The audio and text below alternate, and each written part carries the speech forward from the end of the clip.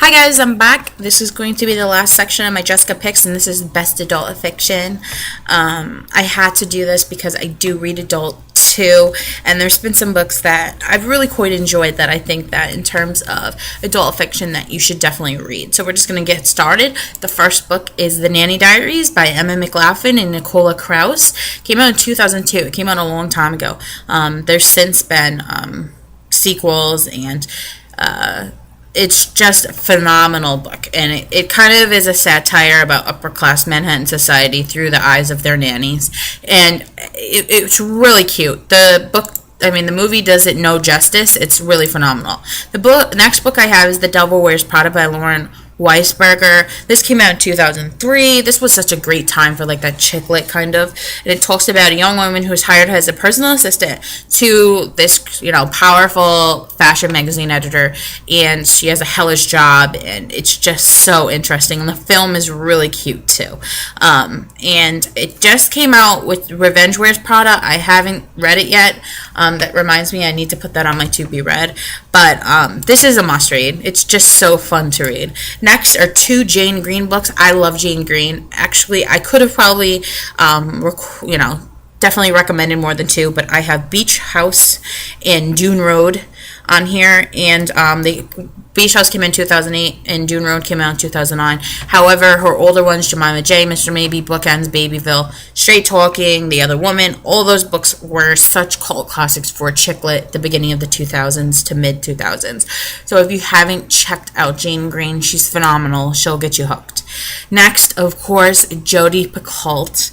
I've read only a handful of her books, but My Sister's Keeper and The 10th Circle touched me both. I want to read more of her books, but My Sister's Keeper obviously is the movie does it no justice. I think the movie was terrible, to be honest, in comparison to the book about a girl that's terminally ill with cancer. And The 10th Circle is a book that talks about a freshman girl accuses her ex-boyfriend of raping her, and there's this whole thing, and it's so dramatic, and it comes full circle, and it's just phenomenal book. So if you haven't read it, check it out. The next book I just mentioned in my two book haul is Jen Lancaster. Bitter is the New Black. All of her books, Such a Pretty Fad, My Pretty Plaid, My Fair Lazy, Pretty and Plaid, My Fair Lazy. All of them are memoirs of her life, and they're hilarious. They're humor and memoirs, and they're just so fun. So if you haven't checked her out, definitely check her out too. Next is Marian Keyes. Marian Keyes is an Irish women's author, and I've read quite a few of her books when I was going through the chick lit phase, but I probably would recommend the most The Other Side of the Story and Rachel's Holiday.